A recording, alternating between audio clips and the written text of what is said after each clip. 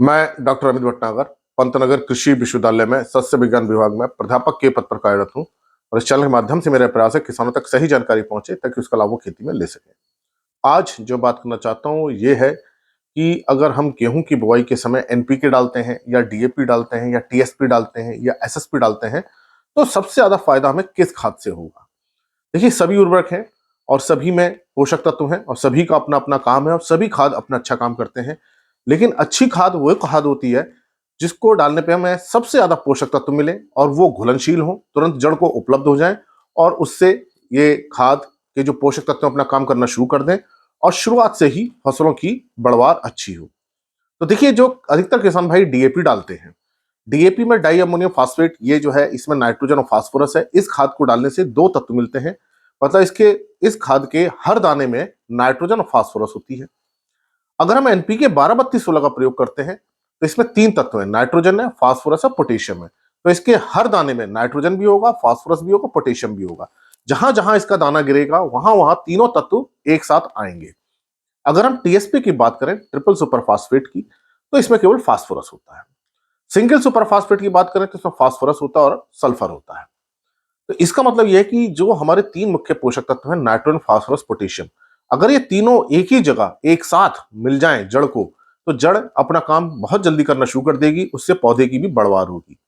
यही कारण होता है कि जितनी भी ये सारी खादें हैं, इसमें एनपीके वाली जो खाद है वो सबसे तेजी से अपना असर दिखाती है, क्योंकि एक ही जगह पर जड़ को तीनों तत्व मिल जाते हैं, नाइट्रोजन भी, फास्फोरस भी, पोटेशियम भी।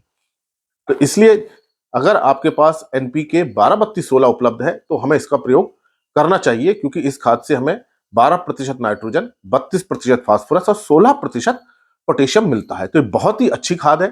सब खादों में अगर हमें चॉइस हो तो हमको इस वाली खाद का प्रयोग करें, ताकि जहां भी ये खाद गिरेगी, जहां जहां इसका दाना गिरेगा, जड़ जब इसको अवशोषण करेगी, एब्जॉर्ब करेगी, तो जड़ के में तीनों तत्व एक ही जगह पे उसको मिल जाएंगे। इसके बाद जो डीएपी खाद होती है, डीएपी के हर दाने में नाइट्रोजन, फास्फोरस है, तो इसमें हम पोटेशियम, एमओपी अलग से मिलाना पड़ता है।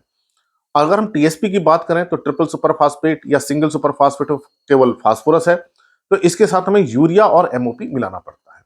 तो एक तो ये बात होती है कि हमें खाद, अगर हम एनपीके 12-32-16 का प्रयोग करें तो बहुत सारी खादें में नहीं मिलानी पड़ती, बस थोड़ी सी मात्रा में यूरिया और एमओपी मिलाना पड़ता है। जबकि डीएपी के साथ हमें पूरी मात्रा में एमओपी मिलानी पड़ती है, टीएसपी के साथ पूरी मात्रा में यूरिया और एमओपी मिलानी पड़ती है। तो एनपीके 12-32-16 के हमें कई लाभ नजर आते हैं। एक ही साथ तीनों तत्व का मिल जाना, जब तीनों तत्व एक साथ मिलते हैं तो नाइट्रोजन पौधे की बढ़वार बढ़ाता है, फास्फोरस जड़ों की बढ़वार करता है और पोटेशियम एंजाइम एक्टिविटी को बढ़ाता है। इन दोनों तत्वों को बढ़ाने में अपना काम करता है, पौधे को स्वस्थ रखता है और पौधा बहुत अच्छी तरह काम करता है। तो एक तो हमें यह फायदा मिलता है। दूसरा, जो खाद की जो मिक्सिंग होती है वो हमें नहीं करनी पड़ती, क्योंकि कभी कभी मिक्सिंग प्रॉपर नहीं होती, तो सारी खाद जो हमने मिक्स करी है एक जगह पर पूरी तरह समान रूप से नहीं पहुंच पाती है। तो इसलिए हमको अगर उपलब्धता हो तो पहले हमें एनपीके 12-32-16 का प्रयोग करना चाहिए। इसके बाद हमें डीएपी का प्रयोग करना चाहिए। अगर डीएपी नहीं मिल पा रही है तो हमें टीएसपी या एसएसपी का प्रयोग करें। लेकिन जितनी भी रिकमेंडेड डोज है 1 एकड़ की या हेक्टर की, नाइट्रोजन, फास्फोरस, पोटेशियम, उसके अनुसार हमें यूरिया और एमओपी जरूर मिलाना चाहिए, ताकि शुरुआत से ही तीनों तत्व मिल सकें। लेकिन एक बहुत अच्छी खाद है एनपीके 12-32-16, जिसमें तीनों तत्व एक साथ मिलते हैं। इसलिए अगर संभव हो तो हमें इस खाद का प्रयोग करें, ताकि शुरुआत से ही गेहूं की बढ़वार अच्छी हो और हमें अच्छी उपज मिल सके। आशा है मेरी बात आपकी समझ में आई होगी। हालांकि सारी खादें ही अच्छी हैं, कोई खाद खराब नहीं है, लेकिन हर खाद में सारे पोषक तत्व नहीं होते। जिन पोषक तत्वों की कमी होती है उसके अनुसार दूसरी खाद हमें रिकमेंडेड डोज जो होती है उसके अनुसार मिलानी चाहिए।